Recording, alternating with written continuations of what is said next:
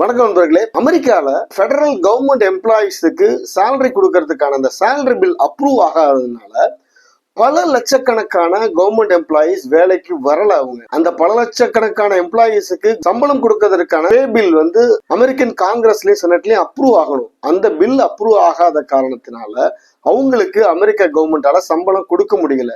சம்பளம் இல்லாம எப்படி வேலைக்கு வருவாங்க?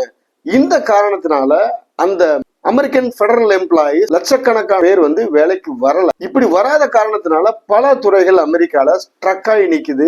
நேத்திக்கு மட்டும் கிட்டத்தட்ட 1000 பிளைட்ஸ், நினைச்சு பாருங்க, அமெரிக்கா மாதிரியான ஒரு மிகப்பெரிய ஒரு வல்லரசு நாட்டுல ஒரு 1000 பிளைட் கேன்சல் ஆகுது. நினைச்சு எவ்வளவு பெரிய விஷயம் அது. அது மட்டும் இல்லாம பல ஆயிரக்கணக்கான பிளைட்ஸ் டிலே ஆகுது. 1 hour 2 hour 3 hour 4 hour. பல ஆயிரக்கணக்கான பார்க்ஸ் க்ளோஸ் ஆயிருக்கு. ஏன்னா அங்க பார்க்ல ஒர்க் பண்ணி பார்க்ல டிக்கெட் கொடுக்கறவங்கல இருந்து அந்த எம்ப்ளாயிஸ் இருப்பாங்க இல்லையா, அங்க இருக்கிற எம்ப்ளாயிஸ் வராததுனால பல ஆயிரக்கணக்கான பார்க்ஸ் க்ளோஸ் ஆயிருக்கு. ஏகப்பட்ட இடங்கள் கவர்மெண்ட் மியூசியம்ஸ் இதெல்லாம் க்ளோஸ் ஆயிருக்கு. அத்தியாவசிய பணிகள் தவிர மீதி நிறைய இடங்கள்ல ஏகப்பட்ட சுணக்கம் இருக்கு. ஈவன் பல தெருக்கள்ல குப்பைகள் கூட தேங்கி கிடக்குது. ஏன்னா கார்பரேஷன் ஊழியர்கள் வராதனால இவ்வளவு பெரிய டேஞ்சர்ல அமெரிக்கா இருக்குது. அக்டோபர் 1ஆம் தேதி ஆரம்பிச்ச இந்த ஷடவுன் கடந்த 40 நாட்களா போயிட்டு இருக்கு. அமெரிக்க வரலாற்றிலேயே இவ்வளவு நாட்களா ஒரு ஷடவுன் இருந்தது இல்லை. சோ இந்த ஷடவுனை முடிவு கொண்டு வர்றதுக்காக இந்த நிமிஷத்துல மிக முக்கியமான ஒரு செனட்ல ஒரு மீட்டிங் நடந்துட்டு இருக்கு. அமெரிக்கன் செனட்ல டெமோக்ராட்டிக் அண்ட் ரிப்பப்ளிக் ரெண்டு கட்சியை சேர்ந்தவங்களும், அதாவது ட்ரம்ப் ஜோ பைடன் ரெண்டு கட்சியை சேர்ந்தவங்களும் தீவிரமான ஒரு டிஸ்கஷன்ல இருக்கிறாங்க. நாம இந்த வீடியோல ஏன் இந்த ஷடவுன் ஆரம்பிச்சது, இந்த ஷடவுனுக்கு ஒரு வகையில அமெரிக்கன் எக்ஸ் பிரசிடென்ட் ஒபாமாவும் காரணம், நம்ப முடியுது அவங்களால. சோ அவர் எந்த வகையில காரணம், இதோட விளைவுகள் என்ன, இது பற்றிய விவரங்களை தான் இந்த வீடியோல பார்க்க போறோம். வீடியோக்குள்ள போறதுக்கு முன்னாடி இது போன்ற உலகத்துல எந்த மூலையில எந்த முக்கியமான விஷயம் நடந்தாலும் நீங்க ஒரு 10 நிமிஷம் வீடியோவா உங்க வீட்டுல இருந்தபடியே நீங்க தெரிஞ்சுக்கணும் நீங்க நினைச்சீங்கன்னா நம்ம சரண்ஸ் குளோபல் சேனலை சப்ஸ்கிரைப் பண்ணுங்க. வாங்க வீடியோக்குள்ள போலாம்.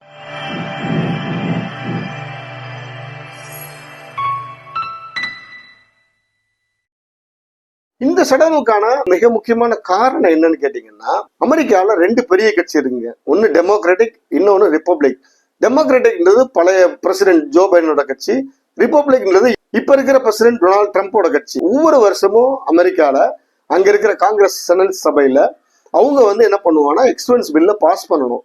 இந்த வருஷம் என்னென்ன செலவெல்லாம் பண்ண போறோம், இதெல்லாம் எக்ஸ்பென்சஸ், இந்த இவ்வளவு வரவு இருக்கும், இந்த பட்ஜெட் அவங்க அப்ரூவ் பண்ணணும். சோ இந்த பட்ஜெட்டை அப்ரூவ் பண்றதுக்கு அமெரிக்கன் பிரசிடென்ட் டொனால்ட் ட்ரம்ப்போட கட்சியான ரிப்பப்ளிகன் கட்சிக்கு ஜோ பைடனோட கட்சியான டெமோக்ராட்டிக் கட்சியோட மெம்பர்ஸோட சப்போர்ட்டும் தேவைப்படுது. ஏன்னா அங்க ஓட்ஸ் கம்மியா இருக்கிறதுனால. ஆனா டெமோக்ராட்டிக் கட்சிக்காரங்க இந்த பில்ல ஆதரிச்சு ஓட்டு போட மாட்டேன்ட்டாங்க. என்ன காரணம்னு கேட்டீங்கன்னா, ட்ரம்ப் எலெக்ஷனை ஜெயிக்கிறதுக்கு முன்னாடி ஒரு விஷயத்த தெளிவா சொல்லியிருந்தாரு.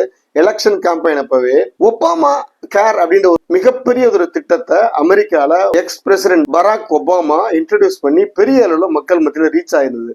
அந்த திட்டத்தை நான் கேன்சல் பண்ணுவேன் அப்படின்னு சொல்லி பகிரங்கமா அனௌன்ஸ் பண்ணியிருந்தார். ஆக்சுவலா அங்க ஒபாமா கேர் பிளான் அப்படின்றது என்னன்னு கேட்டீங்கன்னா, affordable insurance for all of the US citizens.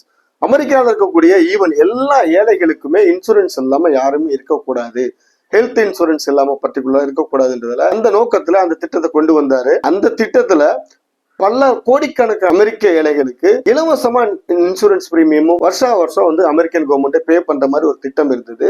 அது மட்டும் இல்லாம வருமானம் குறைந்த மிடில் கிளாஸ் மக்களுக்கு அரசாங்கம் அந்த இன்சூரன்ஸ் பிரீமியத்துக்கான சப்சிடரி வேற கொடுக்க ஆரம்பிச்சாங்க. இதனால கோடிக்கணக்கான மக்கள் அந்த ஒபாமா கேர் திட்டத்திற்கு பெரிய ஆதரவு கொடுத்தாங்க. இது ஒபாமா பீரியட்ல இருந்து நடைமுறை இருக்கு.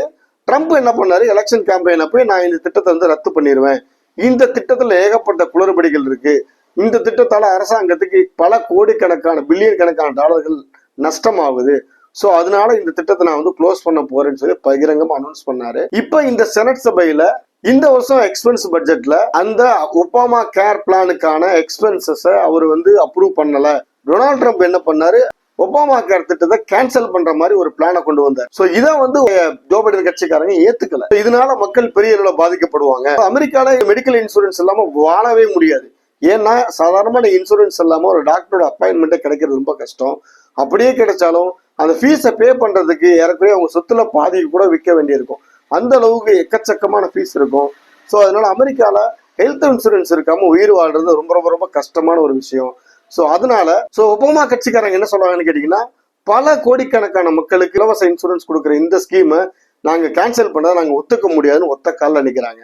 ஆனா ட்ரம்ப் என்ன சொல்றாரு, அந்த ஒபாமா கேர் பிளானை நம்மளால கண்டினியூ பண்ண முடியாது, கண்டினியூ பண்ணா பல பில்லியன் கணக்கான டாலர்கள் வந்து கவர்மெண்ட்டுக்கு நஷ்டமாகுது, நான் ஏன் மக்களுக்கு இலவசமா பிரீமியம் கட்டணுன்ற மாதிரியான கேள்விகளை எழுப்புறாரு. இந்த மாதிரியான ரெண்டு கட்சிக்கும் உள்ள இந்த ஈகோ பிரச்சனையால பாதிக்கப்படுறது என்னவோ உண்மையிலேயே சொல்ல போனா அமெரிக்காவோட ஏழை மற்றும் நடுத்தர மக்கள் தான். அமெரிக்கன்ஸ் மட்டுமே கிடையாது, இந்த ஷடவுனால இந்தியா போன்ற பல உலகத்துல இருக்க பல நாடுகளும் சேர்ந்து பாதிக்கப்படுறாங்க.